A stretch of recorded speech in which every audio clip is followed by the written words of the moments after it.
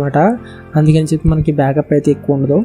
మనకి ఈ ప్రాజెక్ట్కి అయితే ఈ బ్యాటరీ కూడా అవసరం లేదు. దీన్ని కూడా డిస్కనెక్ట్ అయితే చేద్దాం. వైర్ సౌండ్ కట్ చేసి తీసేస్తున్నాం.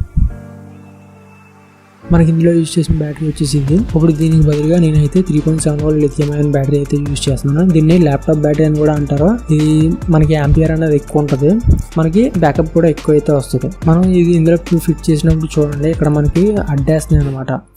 ఇక్కడ ఇవి చూసారా అడ్డేస్తున్నాయి, వీటిని అయితే కట్ చేసుకోవాలి.